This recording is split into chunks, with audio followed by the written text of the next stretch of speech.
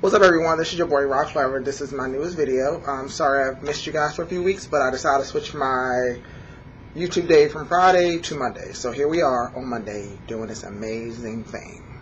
This video is all about, when is it the best time to have raw sex with the person that you're with. This video has nothing to do with, like, if you're single, blah, blah, blah, socializing. This is if you're in a relationship.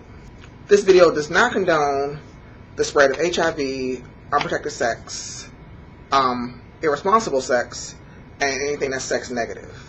Everything in this video is about consensual, sex positive things, and it should be amazing. Little backstory. I lost my virginity I was 21 in December. It was in 2001 in December. That's when I lost my virginity. And it was not the best experience, but that's a whole nother story, another video. We're going to that another time. So, I've been in, committed relationships several times. And always in committed relationships, and this is video just not just about gays or straights. It's about everyone. Man, woman, whatever. Any consenting adults. So, I've been in many relationships, and in relationships you always get to that point when you're with somebody for so long and things are great, things are moving in the right direction, and you're like, should the condom come off? Should we just get to the nitty-gritty and not worry about protection? Now, if you choose to make this decision, it is a decision you make within responsibility, within reason, and within the thought processing of what you can handle. If you cannot possibly handle the outcome of possibly getting pregnant, contracting the STI, contracting HIV, or I think that's pretty much the risk of having unprotected sex, you shouldn't make this decision, especially if it's not an informed one. So my whole life is spent on making informed decisions, and this video is to you to help you make an informed decision. So, you're in a relationship, everything's lovely, everything's magical, you guys are like great, and you want to take the condom off. Whether that's, as a woman, you want your man to stop using condoms, or as a man, you want to stop using condoms on the person that you're sleeping with, whatever, or if you're a bottom receiving, you want your man to stop using condoms, whatever. So, first of all, you need to sit down and have a realistic conversation about this. You need to sit down and really talk to the person about getting tested together as a group, as a couple. So the thing about testing is that you should go and get tested at your doctor, physician, clinic, wherever you go get tested. And when you go get tested together.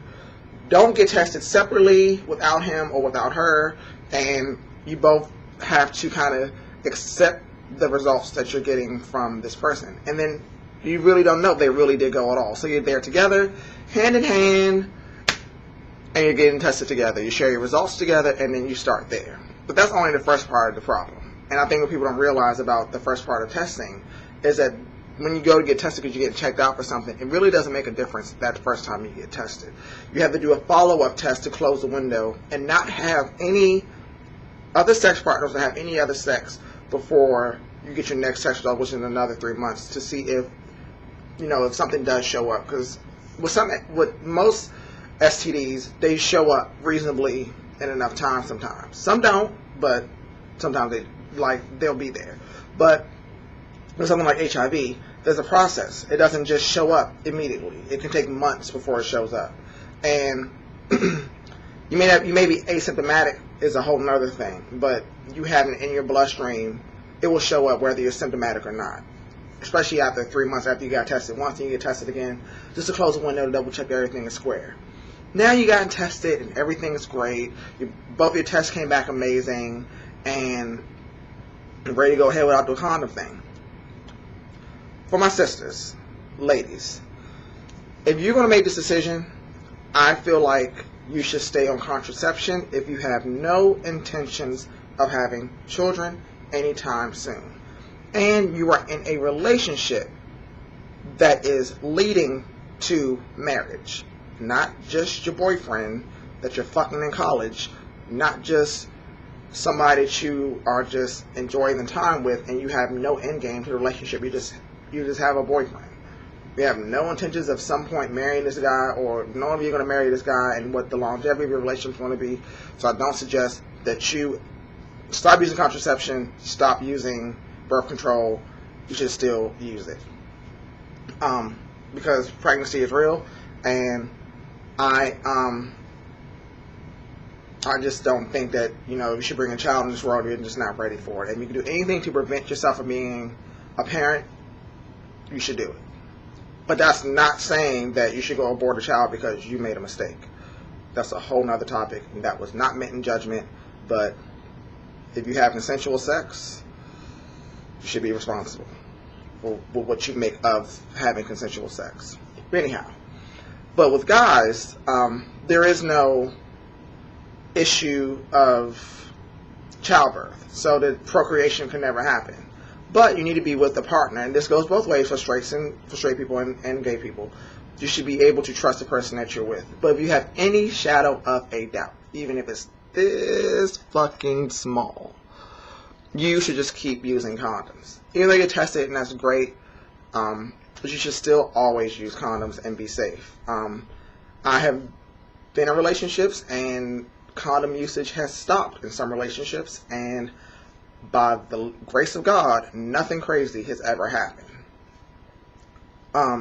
But I have learned to communicate to my partners my concerns and my fears, my issues, and whatever the problems may be or what I'm concerned about. So my thing is, even if you are concerned that your person may not be faithful to you, that's a whole other thing about being faithful, and I'm going to slide over to that real quick. I am not saying that all people cheat, but cheating is an inevitability at some point. Whether that be emotional, maybe it be physical, maybe it be sexual, cheating is something that may happen. And you have to be mature enough to discuss with the person that you're with that, if there is an extramarital situation, that you come to that person and y'all actually talk about it.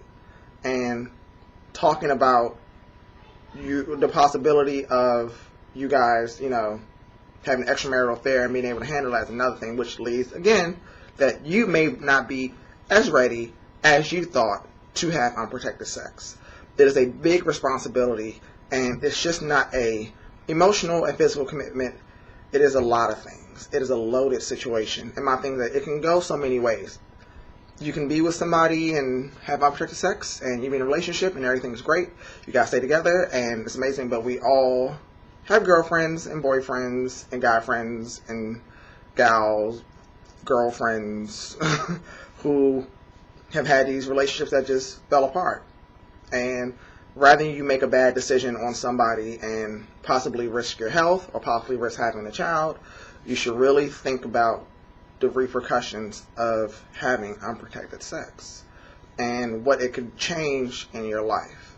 It seems so small to just remove a condom and to have unprotected sex, but there are a lot of things that emotionally, mentally, spiritually, sexually that you're going to have to deal with if things aren't on the up and up and there isn't a good level of communication. But anyhow, what are your thoughts on unprotected sex in a relationship, and is there a time limit that you put on it? Do you wait a certain time? Do you have a conversation about it with your partner? I would love to hear your thoughts. So until next video, I will see you guys. If you like this video and you want to see more, make sure you comment, subscribe, like, and share. Come on, it's Ron Clever, and you're trying to get into this thing, so you should subscribe, and it's awesome, and it's the best thing ever. And besides, sometimes I'm totally not wearing clothes. So follow me. And also you can find me on Twitter at Ron Clever, also on Tumblr at Ron Clever, on Instagram at Ron Clever, and check out my blog at ronclever.com. Love you all.